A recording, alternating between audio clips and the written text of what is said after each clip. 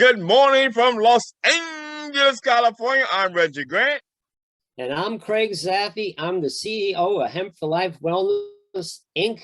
And welcome to our podcast, Everything CBD and More. And I'm here with my good friend, Reginald Grant, on the West Coast. So we're a bi-coastal podcast happening once a week. And we're ready to rock and roll because there's a lot going on in the world. A lot going on in positive ways, negative ways. You just have to find your path, embrace your journey, and don't let the negativity of other people pull you down into that quagmire of nothingness. So it's all about elevating somebody and doing something positive. So Craig, what's new in the CBD world this week? Well, it's amazing what's going on. I mean, you know, we know where our federal government stands with cannabis and hemp, but the Department of Army decided to redesign their camouflage fatigues for the soldiers. And they realized that hemp is the best alternative to other types of fabric because it's much more resistant. It is more camouflage friendly because I guess of the color. So they're starting to incorporate hemp back into the clothing for their soldiers. You said the key word, back into. Yes. So many of our listeners and viewers don't understand before 1937, it was already integrated into everything we did. Give them a little history on that as you go back into what's happening with the military. Well, basically up to 1937, both cannabis, marijuana, and hemp was incorporated in everything we did. I mean, our country was founded on hemp. Every colonist had to grow hemp to pay for their taxes. We used it to make rope and sails. And then it was number one medicinal ingredient in most medicine for people. And then around 1937, due to the greed of a few people and racism, they decided to outlaw it. So expound upon that. What do you mean the greed of a few people and racism? Well, basically, we had the problem with William Hearst, who owned all the paper rights for Hearst Publishing. Hemp was used for all making paper. I mean, even the Declaration of Independence was written on hemp paper. So they wanted to make hemp illegal so he could profit from using the wood to make paper. So why the wood? Why would he want to switch from hemp to wood manufacturing, or processing? Because he had all the timber rights in the Northwest. Oh, okay. So you have to give background clarity. So because he had all this wood and access to all this cheap wood, it was cheaper for him to use the wood instead of using the hemp that was grown in the South, where they now could grow all the tobacco. A lot of that was hemp farms back in the day. Oh yeah, even Hempstead, Long Island was named because they're growing hemp. I mean, hemp was George Washington's first enactment. Everybody had to grow hemp because it was used for everything, over 25,000 uses. And then due to racism, because at that time in the 30s, jazz was very popular. And a lot of the jazz musicians smoked cannabis. I mean, they didn't use the slang term marijuana, which was basically, an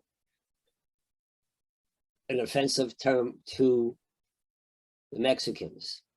And a lot of, white people were starting to enjoy smoking marijuana, so they made that illegal. And then there was a change from plant-based medicine to pharmaceuticals, synthetic medicine. So when they voted 2 o'clock in the morning, the American Medical Association, which Who voted 2 o'clock? You have to give them the full context. They don't know. You have to educate them, break it down, scaffold it for them, give them bite-sized pieces. When the United States Senate decided to vote, the United States Senate introduced the 1937 Marijuana Tax Act, which made it illegal for anybody to grow or use not only marijuana, but also hemp. So what happened is they made it illegal, so everybody stopped using plant-based medicine. Now, the only time that changed was during WW2, when we had hemp for victory, because we could not get hemp from the Philippines because Japan invaded Manila.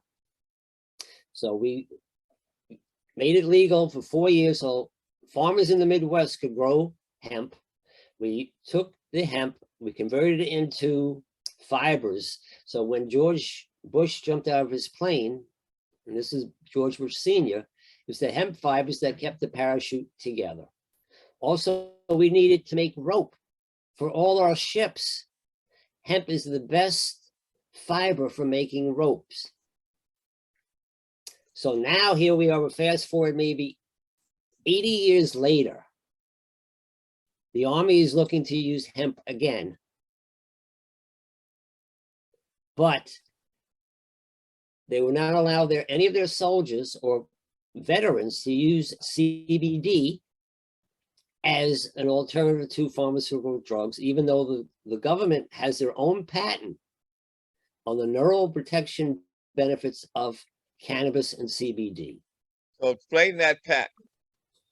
Well, the patent says that they found out that What was the patent cannabis filed? and CBD, the patent was filed, oh, I'll have to look that up. I think it was in the 90s. That Okay.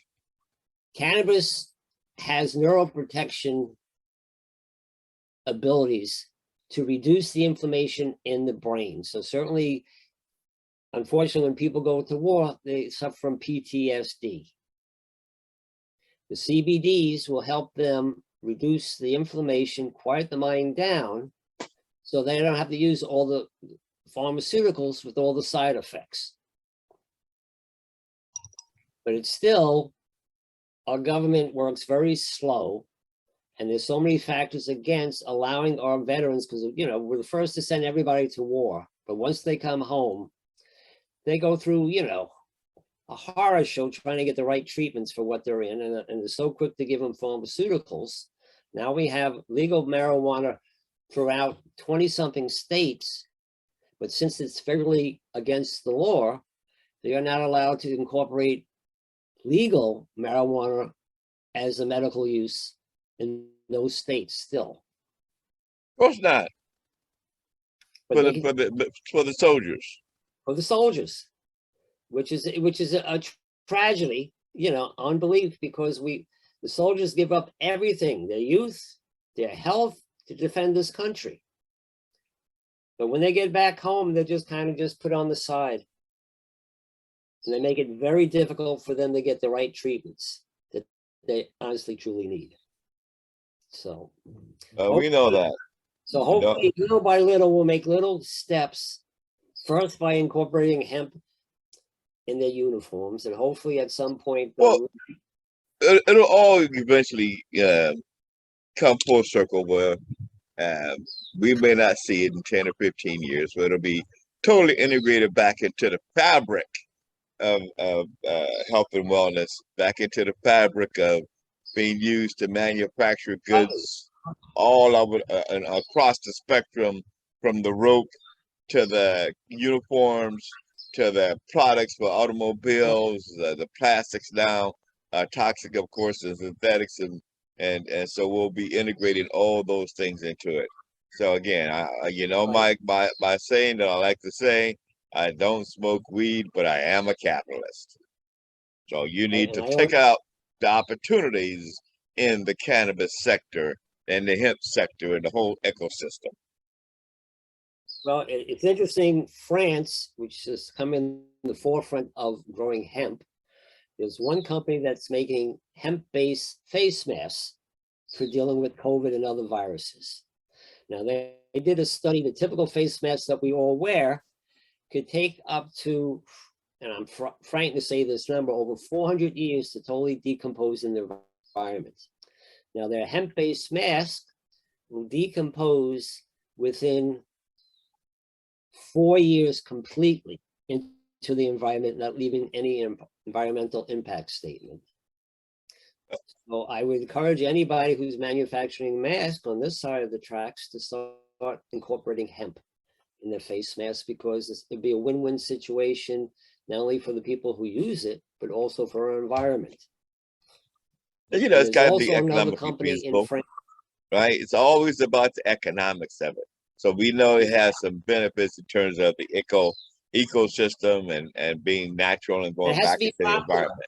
It's all about the gas money.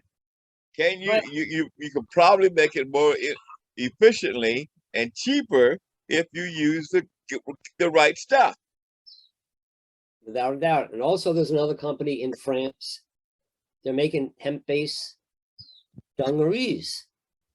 I mean, they've been doing it since the Roman times, where they grew hemp for the fibers, and they would, to get the blue color, they added blue indigo, which is a natural flower herb.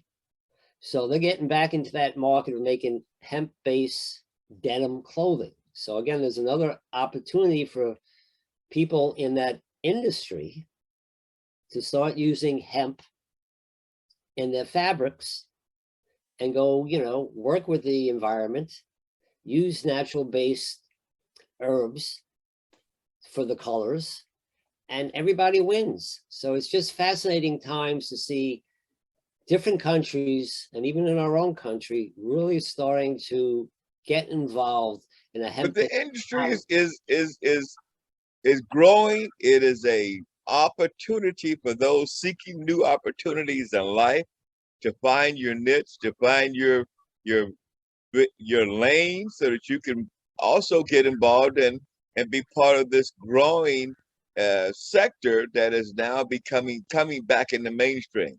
This is the wild, wild west. When I talk about the ecosystem of cannabis sector, I was talking to Jeffrey Walter uh, of Athletes in Cannabis yesterday.